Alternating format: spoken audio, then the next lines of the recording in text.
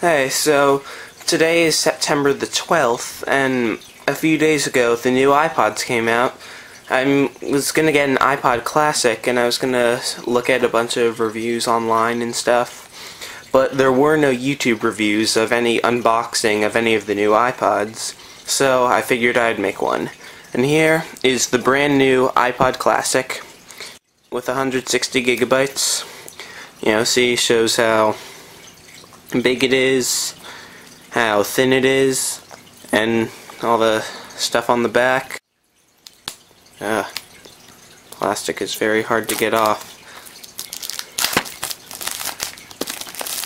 So, take the plastic off and, very nice. Obviously, the iPod. We have this weird plastic thing. And of course you have your dock connector, standard Apple earbuds connector, and there's no instruction manual. It's weird. I wonder if there's anything in here. Oh, I stand corrected. There is an instruction manual, as well as 2 fun Apple stickers. So, the iPod Classic. Same thin iPod, always was, the original one, 160 gigabytes, it's awesome, and along with it, I got this built-in case for it. It's a hard shell case, it's great, hopefully, you know, it does everything, hopefully. I don't really know how it's going to end up being, but, you know, what I'm going to do is, you know, this is completely wrapped up, so I'm just going to immediately unwrap it and put it in the case. Then it'll be in perfect condition, you know, forever, as long as the case holds up. This is kind of cool. How do you open it? Do you do anything? Okay, but, you know, this is the sound that everyone loves to do with an electronic.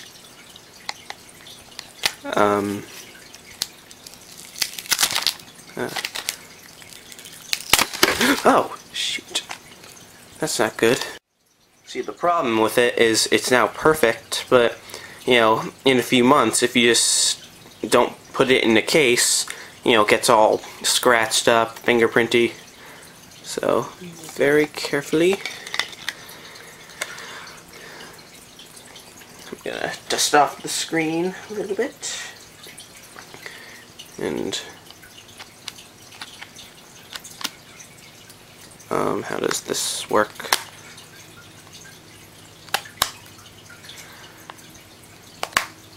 Ooh, I like this. It doesn't really add much bulk to the iPod. Has a screen protector. I'm not going to take that off, and it has a click wheel connector. So, here's the iPod. I'll turn it on for the first time.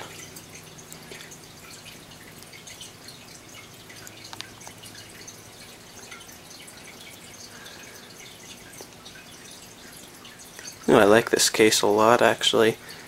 And see, the case is going to get really fingerprinty, but at least the iPod inside will be fine. And I can still charge it and everything inside the case. Language, English. Not a very good first impression with the click wheel. It's a little laggy. So here it is. And I'll plug it into iTunes and later. So I've been playing with this iPod like all day, and overall it's just as good as the 120 gigabyte Classic, the 80, or the previous 160 gigabyte one. Except it lags less, cover flow is pretty good, and it works well. The thing about the iPod Classics 2 years ago, they came in 80 and 160 gigabyte models. They always lagged, cover flow was terrible, everything was all a mess, hard drives would always crash. And then when they made the 120 gigabyte one, they fixed the problem largely. So you could notice a pretty good difference. And now they have fixed the lagging and all that stuff, like 95%.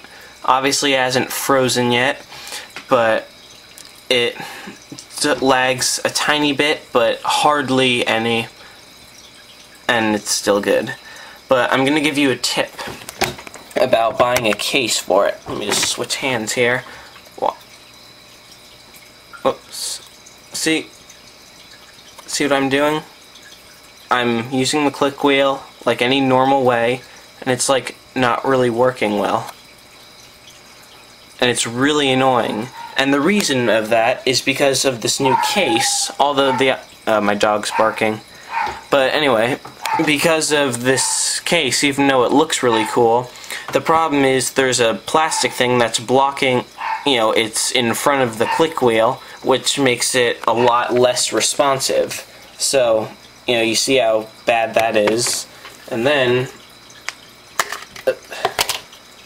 as I show you just the naked iPod, it works fine. So definitely, when you're buying a new iPod, when you're buying a case, make sure it doesn't cover the click wheel, because that is really not good. So now for a minute I'm going to talk about why I got an iPod Classic rather than a Touch or a Nano.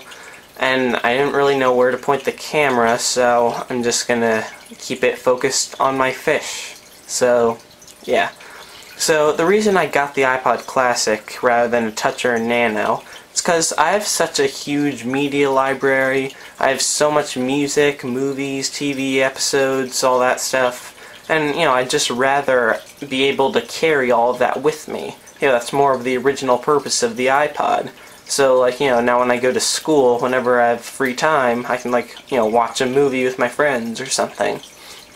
And, the iPod Touch, the internet is cool, and all the games and applications are fun and all that, but it's just, it gets overwhelming, and it'll get boring after a while. Even though you can always download more games and apps and stuff, still, it gets boring, and the battery life is really terrible when you're doing that kind of stuff. I want what the iPod was originally intended to do, play my music, and videos also. But, it's like, people don't buy an iPod just to play music anymore. Now people buy it, now people buy it to play games and apps and all that stuff. A lot of teenagers whose parents won't buy them a cell phone, they just buy an iPod Touch and use the text-free app so they can text. So it's just like, and the Nano with the video camera. So it's just, I want to get something that can do what an iPod does. And the Nano couldn't hold all my stuff. And also, yeah, I don't really like the Nano that much. I think it's too small. So, the iPod Classic, it's a good device. And it's definitely great for $250.